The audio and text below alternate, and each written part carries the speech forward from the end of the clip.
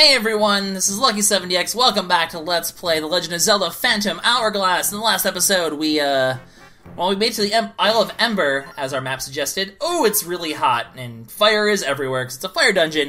Because that's right, in the last episode we were told to go in here by Astra, the fortune teller, to cleanse it of its darkness. So, welcome to the first dungeon, guys. It's gonna be interesting. The dungeons in this game are a little simple and easy, in my opinion. It's one of the weak points of the game, but they're still dungeons, and they're still really fun, so it's gonna be an interesting experience. Also, fire hurt, scream bad, don't do that. So we'll grab some hearts to heal here. Fire bars! What is this, Mario? Also, fire is clearly blocking your path here. Also, one thing you'll notice, just like Spirit Tracks, the map is actually present always on the top screen, as you saw, so, it makes things interesting, though, because especially this game uses a lot of map puzzles, so we're really going to have to use plenty of those. In fact, there's one right here, sort of intro to map puzzles. Draw the safe path on your map. So as you can tell, it's this section kind of over here. So there's one safe path, we draw it in, and when we get to that section, we'll know that was a terrible arrow, but I don't care. So now we know what the safe path is. Yeah, we already did that, Celia, but that's okay. And, well, we're just gonna go ahead and progress to the dungeon. Basically, whenever we cross over one of those things, by the way, you know it's gonna be a trap, so kill this thing. You know what? Spin attack to the face. Haven't done that for 4 episodes. It's kind of a shame, because that's my catchphrase. So you know what? There we go. We've spun attack to the face.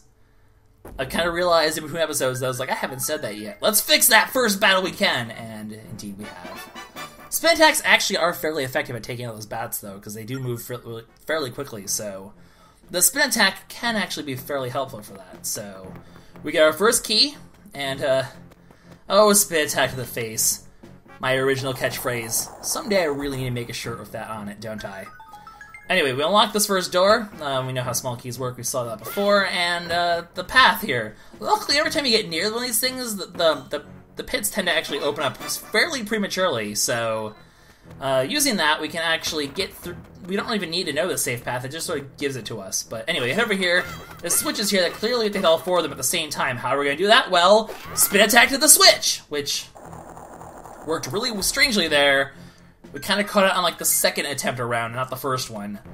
That was a little weird, but it'll open up the door down there, so we make our way back down here, and we can head to the next section of the level. So as you can see, dungeon is fairly fast-paced. You can make progress through them fairly quickly. And here we're introduced to a new concept. Well, not a new concept, a stable concept. Oh, I didn't mean to touch you, I'm so sorry. But now you die. Oh, map, now you're all jiggly-wiggly. It's kind of funny. Also, moving key there, gee, I wonder what that's going to be all about. Anyway, we get to introduce these red switch, blue switch things that we see often in Zelda games, where it'll raise or lower certain parts of the platform. Also, I totally didn't mean to go downstairs, game. Kind of accidentally rolled down the stairs. Link's just sort of tumbled down the stairs, probably broke his back. It's okay, though, he's a trooper. So, go ahead, cut through this, and, well, looks like another trap, so let's go ahead and deal with it. What do we got this time? We have, oh, these slime things, which will actually get on you and sort of, the big ones take 2 hits. Okay, please stop. None of you.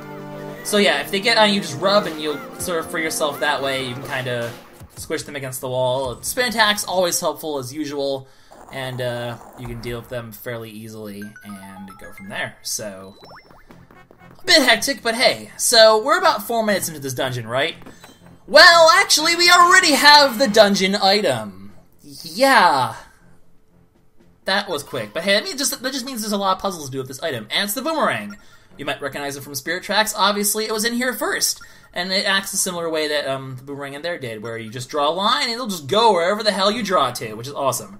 So you open up your item menu, it's been in this lower right corner the whole time. That's actually where the potion we bought is as well, as you can see. If you tap that potion, we'll get our health back. As you can see, 7 items for... 7 different items for... Actually, do we have more? No, we don't. It's just 7, so... Not too many items in this game. It's rather limited, but Spirit Tracks was as well, so it's not too surprising. And, you can draw any sort of shape in the world.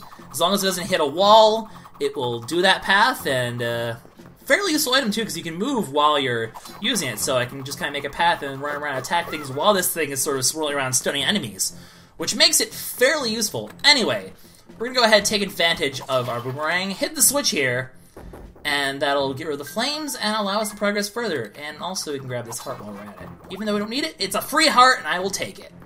So we head over here, and I hear you, Key. I'll deal with that thing later. So there's some torches here that are flammable, which is kind of annoying. You can't actually go and blow them out like you can with the candles. It doesn't work with the torches, unfortunately. So dodge the torches, get to a good point where you can use your boomerang, hit both switches quickly, and like I said, you can move around after you throw the boomerang, so feel free to move and dodge until your boomerang does the work for you, and it'll shut the switches and you can move forward. Now the nice thing about the boomerang is it also screws these guys over too, because you can smack them, stun them, and as long as they're stunned, they will never be shocky, so that's a thing. Also in dungeons, these guys are kind of the compass of sorts. You can pay money for any treasure chests, if there's any treasure chests left, if there's any treasure chests left on the floor, you can use that guy to tell you where they are if you pay 20 rupees, which is a bit of money right now, but not as important later, so we'll definitely take advantage of it if need be. It can be helpful if you just don't know the location. Some treasure chests are pretty cleverly hidden. Nothing really in here, but yeah. Anyways, we need to hit this colored switch to continue, but unfortunately if we do, it will block us off from exiting. The solution, our boomerang has a ridiculous range, I kind of just mixed up the words range and reach at the same time because they both apply. It has a ridiculous range / reach. You can easily hit the things here and move down here for, hey, stop!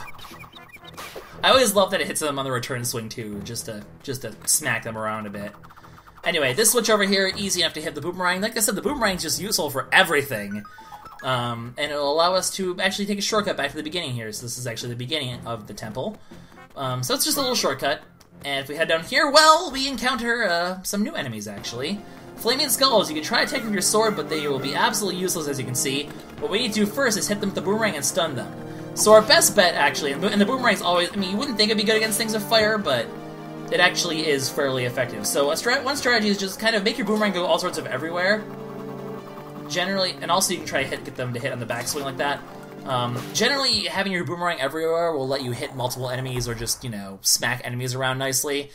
Generally, if you just throw your boomerang everywhere like that, you'll generally tend to hit your target in some way, shape, or form, especially when they move around a lot like those skull guys, so it can definitely be very helpful for you to do that. Once you hit them, once you douse their flames with the boomerang, because for some reason the boomerang is good against fire, you can then go ahead and freaking rude. As you can see, these ones we can't use our sword for, really. You can attempt to, but it won't really work very well, because they are on fire. Like I said, for some reason, a wooden boomerang is the weakness of, or fire is weak to a wooden boomerang. I have no idea how, it just is. As you can see, hitting the keys, they move really sporadically, so just making that random sort of pattern, definitely very helpful. Anyway, this time we can actually take advantage of knowing how many treasure chests are left over by paying 20 rupees. Do we want to take advantage of that? I suppose we can do it just once. So the remaining treasure chests, if you ask where they are, he'll tell you that the last treasure chest is over here. So he'll also tell you how many there are. So at least by talking to me, you'll know how many you're looking for. So we take our map like here, and we just go, hey, there's a treasure chest right there, right there. So now we'll know that somehow, some way, we can spawn a treasure chest. Mark on your map, and we'll figure it out later. So, is it worth the 20 rupees to do that? Not necessarily, but it can be helpful if you don't know where a chest is. Just go talk to that guy, and he'll help it out for you. Especially because here, you know, you might not necessarily know there's a treasure chest here unless you do that. Because what you have to do is you have to kill all the fire keys here. So, once you've killed those fire keys, get yourselves the 20 rupees back that we just spent, pretty much. Silly, perhaps, but 'tis what we have to do. Anyway, oh, we have to actually hit both these levers, and I didn't hit the one on the other side. Oops! Doesn't really matter, because we have to make our way back here anyway. Ow! Gosh darn fire. Just fire bars everywhere. What is this, a Mario castle? Seriously, it's a little bit silly. Anyway, that takes care of that door, and we can now head up here, and have to deal with another mouse with keys again.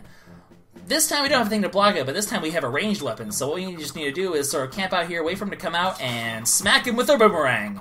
It'll even pick up the key if you're lucky like that, and our head is definitely submerged into the wall. Link, are you okay? You've sort of fused the dungeon wall. This isn't a link between worlds. Seriously. But anyway, Enough of that joke. We have a small key. By the way, in case you haven't noticed, you can tell how many small keys we have on the upper screen. It'll show in the upper right and the lower, and it'll show in the lower right corner that you have 2 keys. So, tis a thing you can do. We'll hit this thing to let this thing through. We can actually use our shield to block these if we need. Really? Just kind of ran into his face. How annoying. Anyway, in order to get this, as always, the boomerang is oh so helpful. Just hit a full circle there, like a real boomerang, because, you know, real boomerangs totally can do this. That totally is a part of the laws of physics. Apparently, according to Zelda, it is. So, we unlock this door, and we can continue to head forward. Awesome. So, 3rd floor, more slime things, pain in the butt. As you can see, there's more candles here. They work the same way as the ones they did outside. There we go. You blow into the mic and you blow them out. Fairly simple, although does the boomerang blow them out as well? Nope. You have to blow. There we go, Link. You need to have some hearty blows there, man. Such blow. Wow. Hey, stop. Rude. Anyway, down here's a map that'll actually give us a hint for the future of the correct order of the switches we need to hit up here. So, 1, 2, 3, 4. Like I said, map puzzles, very prevalent in the dungeons, very prevalent throughout the game in general, so key survival skill. In this game it certainly is. Nope, don't burn my butt. I appreciate it if my butt would stay unburnt. So we head up here, and we have to basically do the whole switch puzzle, because if we hit them in a random order like this, nothing will happen. So, we need the correct order, which is 1, 2, 3, 4. We kind of get a little star here, actually, because something's going to drop there, so we'll even prep our boomerang ahead of time for the key that drops down here, because the boomerang's now going to... Really, boomerang? You had one job, boomerang! 1! Oh, well. There we go. We got ourselves a key. I guess it was a little too short there. The 3 perspectives kind of can be slightly throwing off.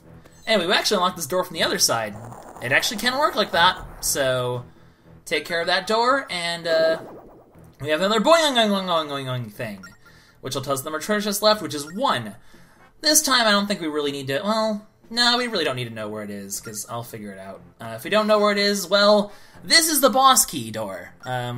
So we need the big key to get through this thing, so we're going to have to figure out where that is, but first, we deal with a bit of a gauntlet of sorts, of shoes and fire keys, so, and having to dodge a fireball at the same time. So things getting a little bit more complicated. I mean, we only have 3 hearts. This is actually relatively decently challenging, so there's that. Nope. So just make sure you just don't get hit by the fireballs. Ooh, actually caught the fire there. You actually can set your boomerang on fire, as you can see, like that. And a mechanic that we can actually use in the future.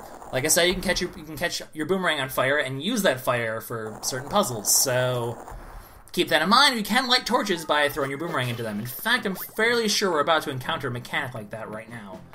Also, these guys are in here. Just quickly smack them with your boomerang. I mean, if they're point blank, you can easily use your boomerang to just kind of smack them a bit and deal with them that way. Or just kind of, especially in this room, you can just sort of loop around the room and you'll be able to deal with it fairly easily.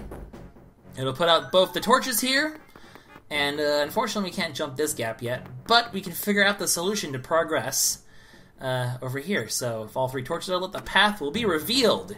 Well, you step in here and you light 1 torch, and as I just said, you can light the other torches with the boomerang.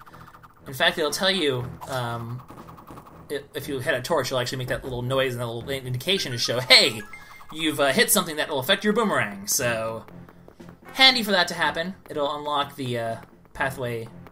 Wait, did I do this correctly? Yeah, it unlocks the pathway. Can we just jump this gap? Nope. Oh, that's right. The switch to doing this is over here. Herpaderp, so use your boomerang, the switch will be in the room ahead of you here, and all we have to do now is, I want some health back, walking in a circle, there we go.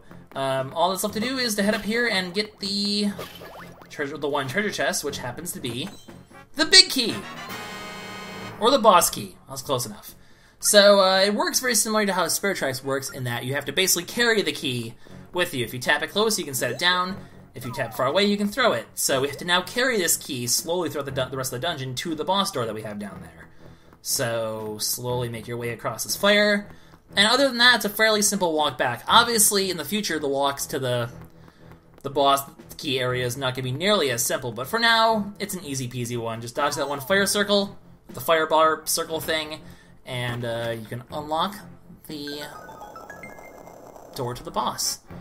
So, without further ado, it is time for a boss. I believe that was the one treasure chest we needed. Correct. Boing! No, yep, that was the correct one. So we've gotten every treasure chest in this area, or in this dungeon, so all that's left is to take on the boss. Grab some healing here if you need to. This thing will tell us about how it protects the spirit of power. Interesting. Might be... Ooh. Such spooky. Anyway. You can also step in this blue light here to return to the temple entrance if you so choose. It's pretty much an easy shortcut to the beginning of the temple. Just to demonstrate, for demonstration purposes, we head into this thing. It'll take us back to the first floor entrance. And if we head back in, it'll take us to the boss. So... essentially a shortcut if you ever need to get out or heal or do anything before the boss happens. Generally, you'll get enough healing, though, in the pots right before the boss. So, without further ado, hey, listen, evil presence, are we ready for this boss? Of course we're ready for this boss. Let's go ahead and take on the boss of the first temple of the game. You might actually see him being quite familiar. His name is Blaz, Master of Fire. Which, if you remember in the sequel to this game, Spirit Tracks, we actually fought Fraz, the Master of Fire and Ice. Very similar concept in that we have, if you look on the top screen, you'll see his little, the things he split into are numbered 1 through 3. We have to hit them in that order with the boomerang in order to, nope, stop, in order to bring them together. Because if you hit them in the wrong order, like so, nothing will happen. So, we hit them in the right order, which as you can see is 1, 2, 3, and that will bring him back together in his normal form. We'll finally be vulnerable, and we can just kind of smack him a bit with our sword. So, fairly simple boss. Definitely not nearly as complicated as Fraz was in the second game. This game has fairly simple mechanics, like I've said. But just dodge his giant fire and watch out for him to sort of do that. As you can see, we can't really hurt him when these little fire clone things will just end up getting hurt instead. Nope. I see you shooting fire at me, and I do not approve. Alright, so while he's done shooting fire, 1, 2, 3. I think we grabbed the wrong one. Yep, we did. We kind of grabbed the second one accidentally there. Oh well, this one should work. 1, 2, 3, and he's back, so we can smack him a bit with our sword again. Like I said, not too hard, just watch for where he teleports. You can see where he'll teleport on the map here. He'll push you back and try to do some attacks on you, so careful about the fire. Otherwise, just keep bum rushing him. And like I said, just keep watching for the volcanic fire, and eventually he'll just kind of essentially rinse and repeat at that point. So 1, 2, 3. That was no, that didn't work. Oh, sad. How did that? That definitely worked. I call shenanigans on that one, but that one did. So, like I said, just keep smacking him a bit, and eventually the boss will go down. I think it'll actually be fairly. Hey, can you not do that? That's rude! I do not appreciate being pushed! Please die in a fire- oh. Oh. I made a joke because he uses fire and stuff. So yeah, fairly simple boss. I mean, he is the first boss of the game, not too surprising, but... yeah, he's basically essentially a watered-down Fraz, or I guess a heated-up Fraz. But like I said, I mean, I'm making comparisons about a game that came after this one, so... I'm just comparing a game that I've already LP'd, that you guys have most likely already watched. So, I don't know. But anyway, that symbol is unlocked, and with that, we actually unlock a purple ball. And also, as you saw, the boss dissolved into sand. That sand will be relevant towards the future as well. I mean, it's a game called Phantom Hourglass. You can imagine that sand plays some sort of role, you know? But that sand will be something important later on, but we'll get to that later. Anyways, for now, we unlock... that's right, a fairy! So, what we freed by doing this dungeon is a new fairy, so look at that! We have multiple fairy companions! Oh boy, so this is Leaf, the spirit of power. Kind of funny that a person called Leaf is in a fire temple. But we defeat the evil wizard, we freed the spirit of power, and fairies everywhere. So, that's what Astrid wanted us to rescue. We've defeated the darkness in the temple, We've cleansed it of its evil. We've unlocked the Spirit of Power, who, and the Ocean King, apparently, you know, they're related to the Ocean King, and his presence is just gone, so what's happened to the Ocean King? Well, we'll find out as we keep going through the game, I guess. So, for now, we have ourselves a new fairy. Link gets a little happy cutscene where he's like, yeah! More fairies! Alright. The Spirit of Power has joined our ragtag little group. Aw, yeah. So, we're gonna go ahead and share that with Astrid, and, that'll be it for the dungeon and everything else. So we get a little warp outside the dungeon, and as expected, this chest contains our very first heart container. So we now have 4 hearts. A little bit of added security towards all the things that the game's gonna throw at us. Always nice to have. So we'll head out here, we'll quickly talk to Astrid, I think, and then we'll call it an episode from there. So, with the Temple of Fire being complete, the volcano is done erupting, so, yeah, we've cleansed the Temple of Fire of all of its evil. So, just kind of hop down here and make a quick run over, although we still have these monsters. You guys are jerks. Don't like you. Rude. Stop, please. So, we head up here to Astrid's house, and we can, mention, hey, guess what? We got a Spirit of Power. It's pretty cool. So, there we go. We defeat the power of darkness. The seal has been broken, but we need 3 spirits. Of course, everything in this game comes with 3. Power, wisdom, and courage. Sound familiar? Well, it's kind of the Triforce that we have, you know? I mean, didn't we already get the Triforce last game in the Wind Waker? Kind of did. So, but with the spirits of power, wisdom, and courage, we'll have the ability to get to the ghost ship, so... Another clue, though, will be found in the Temple of the Ocean King. So, apparently we have to head back to the Temple of the Ocean King. However, we also get a power gem. So it radiates power, but, well, we don't really know what we need for it now. But basically, it's a collection thing that's going to be very vital. And as always, I will be 100% in the game to the best of my abilities, so I will be getting, obviously, all of these spirit gems. So there's basically 20, I think, total for power, wisdom, and courage. So 60 gems total. You can raise a spirit's power for 10 gems, then raise it again for 20, is how it works. So, basically, it'll power up our spirits. What that will do is something we'll learn later, but it is actually kind of cool, and I do like it. So, we're one step closer to getting the ghost ship. Linebeck, self-centered as always, but Astrid does sense that he will be useful in time. So, of course, there's going to be some character growth, all of that fun stuff. So, for now, it seems like our journey is going to take us back to the Temple of the Ocean King. But for now, we have a Spirit of Power, our first power gem. Things are looking good. The first dungeon is completed. So in the next episode, guys, we take the sail, the ship... Wow, I was completely botched my words here. We take the ship back to Merkay Island, or Mersey Island. I guess it would be Mercy Island? I don't know. Merkay Island? I don't know. Something like that. Hell if I know how to pronounce things. But we go back to the Temple of the Ocean King and we see what mysteries that has in store for us in the next episode. So for now, this is LuckySevenDX signing out. I'll see you guys in the next one. Bye-bye.